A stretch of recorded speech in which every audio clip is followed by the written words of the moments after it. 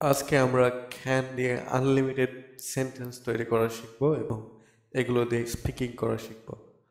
Can যার অর্থ পারা, এটা দিয়ে সক্ষমতা বোঝায়, ঠিক আছে? যেমনটা আই ক্যান সুইম, আমি সাঁতার কাটতে পারি। ক্যান ইউ হিয়ার মি, তুমি কি আমাকে শুনতে পাচ্ছ? She can speak Spanish, say Spanish বলতে পারে। হি ক্যান্ট রান ফাস্ট, সে দ্রুত দৌড়াতে পারে না। হি ক্যান্ট ইট ফাস্ট, সে দ্রুত খেতে পারে না।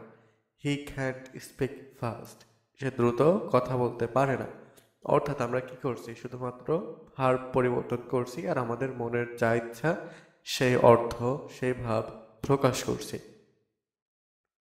I can help you with that, আমি ওই কাজে তোমাকে সাহায্য করতে পারি। Can you pass me the salt, তুমি কি আমাকে লবণটি দিতে পারো? Can I go to the bathroom, আমি কি বাথরুমে যেতে পারি? দে ক্যান কাম টুমোরো, তার আগামীকাল আসতে পারে। We can meet at 5 p.m, আমরা 5টার সময় দেখা করতে পারি।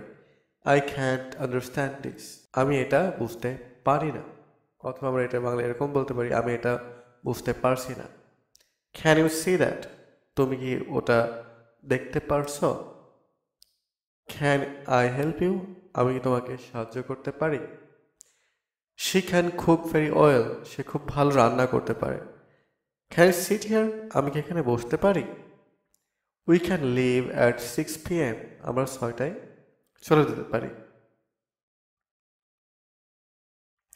ইউ ক্যান ডু ইট, তুমি এটা করতে পারবে। Can he come with us, সে কি আমাদের সাথে আসতে পারে? আই ক্যান্ট বিলিভ ইট, আমি এটা বিশ্বাস করতে পারছি না। আই ক্যান্ট টেক ইট, আমি এটা নিতে পারছি না। Can I borrow your pen, আমি কি তোমার কলম ধার নিতে পারি? ক্যান আস্ক ইউ সামথিং, আমি কি তোমাকে কিছু জিজ্ঞাসা করতে পারি? অর্থাৎ আমরা এই ধরনের পার্সন পরিবর্তন করে, ভার্ব পরিবর্তন করে, কিছু শব্দ পরিবর্তন করে বিভিন্ন ধরনের কথা, মনের ভাব অবশ্যই প্রকাশ করতে পারি। So thanks for watching the video, and if you want more videos like this, please subscribe the channel.